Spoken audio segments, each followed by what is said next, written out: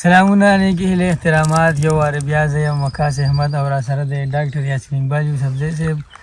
ډاکټر صاحب هغه ورځ مونږ ملګرو خپلو کې یو لوی ډېر اوږد ډسکشن وکړو او د هغې کې چې کوم دی یو څو کوېسچنې مخې ته رالې نو ما یې تاسو ته بیا زه وکړم او تاسو په هغې باندې مونږ ته یو بریف یو شارټ انسر مونږ له راکړئ چې مونږ په هغې باندې کلیر شو.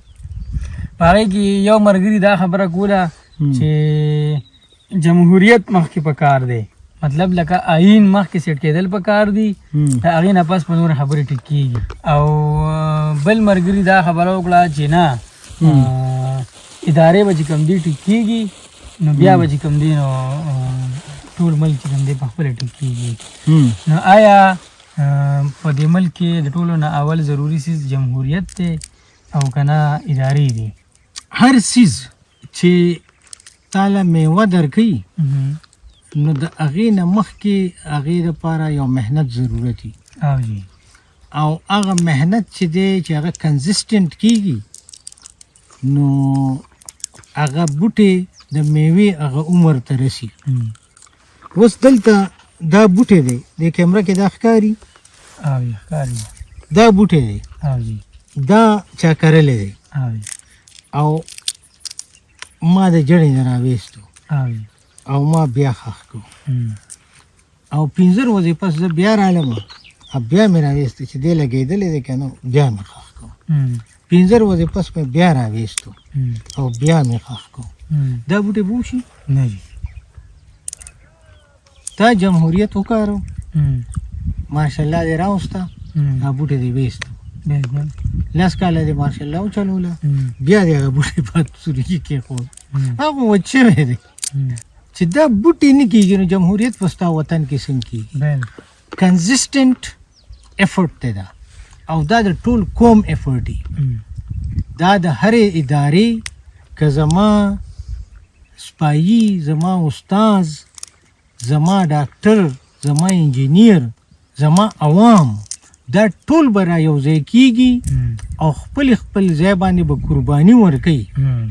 نو د هغې نه پس به د جمهوریت چې دی دا ډېر اډوانس لیول دی د معاشرې، چې ته بنیانو له د وطن اختیار ورکوي نو چې هغه تر سره پرېږدي نه لګېدو ته او ته بیا وباسې نو هغې کې به څه میچیورټي راځي. بل تاسو وکتل بوټو صاحب یو سټرګل وکړو، حالانکې بوټو صاحب چې دی نو هغه خلک جمهوري وزیر اعظم ګڼي، هغه د مارشل لا ایډمنسټریټر راغلی که نه، نو یو سټرګل یې وکړو، په قوم کې بیداري پیدا کړه. د هغه نه پس د ضیاء الحق مارشل لا راله، هغه د خپلې خوښې جمهوریت راوستو. د هغه جمهوریت یې داسې و چې جنیجو صاحب یې وزیر اعظم کو، نو هغه د منیلا په دوره باندې و، نو چې واپس راغی د جاز نه کوز شي نو خلک ورته وایي ته وزیر اعظم نه یې. دا جمهوریت چې دی دا جمهوریت شرمول دی. د هغې نه پس ضیاء الحق هر کوشش وکړو، د هغې پیپل پارټۍ نه MQM جوړ کړو په کراچۍ کې، خو چې بېنظیر راله نو د مارشل لا اګینسټ هغې له خلکو ووټ ورکړو او وزیر اعظم شوه. بیا هغه ولګېدو خپل بوټي انحال کړو د نواز شریف په شکل کې، د داسې خلکو په شکل کې چې هغه تر ننه پورې ته نواز شریف په سټیج ودرو نه د لیډر په شان تقریر نشي کولی، ځکه چې هغه پلانټډ دی. د هغې نه پس چې دی نو عمران خان راغی. عمران خان هېچا لیډر نه ګاڼه، خلکو به وایي کلاړي دی او بس د لوبغاړو د دې خلکو سیاست کار نه دی. خو چې کله مخالفت اسټابلیشمنټ شروع کو نو دومره لوی لیډر یې ته جوړ کو چې اوس یې ډوچاله چل نه ورسي. اوس هر کوشش کېږي چې عمران خان مخکې رانشي، چې عمران خان پرېښودی شي او هغه غلطۍ وکړي نو مقابله کې به نور څوک راشي. خو که ته عمران خان نه پرېږدې نو د دې مطلب دا دی چې ته هغه مخالف هم تا ختم کو. محمود خان، فضل الرحمن او دا نورې پارټۍ چې عمران خان سره یو ځای شوې هغې په دې فلسفه پوه شوې چې زه خو د میدان لوبغاړی یم، زه به مقابله کوم بل پهلوان سره د سیاست په میدان کې، هغې پهلوان له خپې تړلي دي، نو که زه هر څومره بهادر شم او زور وکړم او هغه زه راواچوم دا خو ګټه نه ده، د هغه خو خپې تړلې شوي دي. د دې مطلب دا دی چې جمهوریت هغه مکتب چې دی هغه ختم شو. نو زما په خیال د هر سړي دا ذمهواري ده، یوازې د آرمي نه، یوازې د میډیکل ساینسز نه، یوازې د ایجوکیشن نه، د ټولو مشترکه ذمهواري ده چې په دې لار باندې کار وکړي.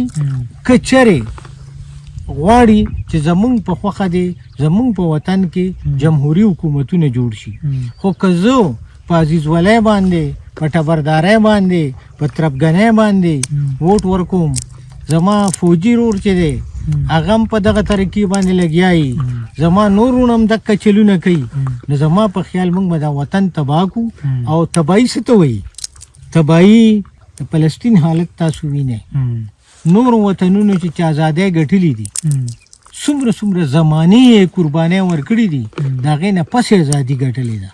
نو دا ازادي موږ ته څه ښکاري نه، خو چې دا ته یو ځل بیلې او ته وایې دا به زه بیا ګټم. ګوره موږ چې کله غلامانو د انګریزانو، د باچا خان بابا پلار چې و بارم خان، هغه له به انګریز راته کمیشنر و. نو باچا خان بابا پلار ورته وی ماسخوتن دی او ته ځې هسې نه لار کې درته څوک څه ووایي. هغه ورته څه وی خبرې وی زما په سر باندې چې دا ټوپی ده دا پی کیپ، وی دا په بر صغیر کې څوک جرت نشي کولی چې دې طرف ته وګوري. وی یو لاټین والا ما سره ولیږه چې صرف زما دا ټوپی ښکاري. دې غرور او تکبر ته وګوره چې غلام بر صغیر هغه ته څنګه ښکارېده. نو غلامي دومره بد لعنت دی. نو که مونږه دا پاکستان صحیح طریقې سره هینډل نه کوو، دا زه ټولو ته ویل غواړم، که سیاستدان دی، که فوجي دی او که هغه عوام دي، که دا مونږ هینډل نه کوو او مونږ غلامۍ غاړې ته لړو، نو زما په خیال مونږ به دا چې اوس کومې خبرې کوو د دې نه به وموځو او نور به تباه شو. او په 21مه صدۍ کې غلامېدل چې دي، زما په خیال د دې نه بله د شرم خبره بني چې هر قوم چې دی خپل خپل ازادي ګټلې ده. لکه پرون مونږ د افغانستان خبرې کولې، افغانستان کې یو کوشش شوی دی، محنت شوی دی، خو دا زما او ستا کار نه دی چې مونږ افغانانو ته چل ښیو چې ته به حکومت څنګه کوې. افغانستان یو آزاد ملک دی، دقسې پاکستان چې دی دا یو آزاد ملک دی او دې کې د بل چا کار نشته چې هغې مونږ ته چل ښیي چې ته به داسې کوې او ته به داسې کوې. نه، زمونږ عوام به خپلو کې جرأت پیدا کوي او په خپل لیډر به هم نظر ساتي. که زما لیډر د کرښې نه اوړي نو ما له به پیغمبر جوړول نه پکار، ما له به آواز ورکول پکاري چې ته بل خوا لاړې، نو هغې به دا ملک جوړېږي. که د لیډر شاته د عوامو آواز نه، نو نه لیډر کې طاقت راتلی شي او نو هغه لیډر چې دی په سمه لار تلی شي. لکه په انګریزي معاشرو کې، په امریکایي معاشرو کې د هغې لیډر د دې وجې سم نه دی چې هغه دینداره دی او په خدای پاک ایمان راوړی دی او 100% مخلص دی. نه، هغه نه عوام تپوس کوي او زمونږ عوام تپوس نه کوي. دا ډېره غټه کمزوري ده زمونږ عوامي چې مونږ بس یو لیډر پسې نیت وتاړو نو بس زمونږ عقیده شي، نو عقیدت یې جوړول نه دي پکار. نو د جمهوریت ذمہوار ټول دي، دا یو کس نه دی. که مونږ وایو آرمي دا چلو کو، ګوره د دې عمران خان نه ما په 2010 کې تپوس کړی، مې په پاکستان کې د آرمي انفلوئنس ولې دی په سیاست باندې. هغه ما ته وایي ځکه چې موږ سره کریډیبل لیډرشپ نشته. باچا هغه وي چې لښکرې په خپل سوري ساتي، هغه غلامي چې ساتي ځان د لښکر په سوري. باچا هغه ته وایي چې لښکر د هغه اشارو ته ګوري، هغه باچا نه چې لښکر ورته ګوتې نیسي چې ته داسې وکړه ته داسې وکړه. نو دغه کرزمیټک چې پرون تا کوم وی او آوټسټینډینګ کریډیبل لیډرشپ چې زموږ وطن کې راشي نو هېڅوک به بیا مخې نه راځي. خو که چېرې مونږ صحیح لیډرشپ را نه وستو نو مونږ پورې به پردیم ټوکې کوي، هغې به راله هم ډکټیشن یې را کوي او خپلې طاقتورې ادارې چې دي هغې به مونږ سره دا ټوکې کوي. نو دا زمونږ عوامي کمزوري ده چې مونږ صحیح لیډرشپ نه دی مخکې کړی، او دا زمونږ د لیډرانو هم کمزوري ده چې مونږ کریډیبل لیډرشپ نه دی پیدا کړی. ودرېدل خلک چې کوم ودرېدل پکارو چې عوام ورسره ولاړ وی، بټو صاحب ودرېدو، هغه به نور جرمونه به یې کړي وو، خو په دغه کیس کې هغه د پانسي کولو نه و او هغه عدالت ثابته کړه، خو قوم خو ونه درېدو. یو څوک هړتالونه وشو، یو څو جلوسونه وشو، کوړۍ خلکو وخوړې، قربانۍ شوي دي خو ډېرې لږې شوي دي، قوم نه دی راپاڅېدلی.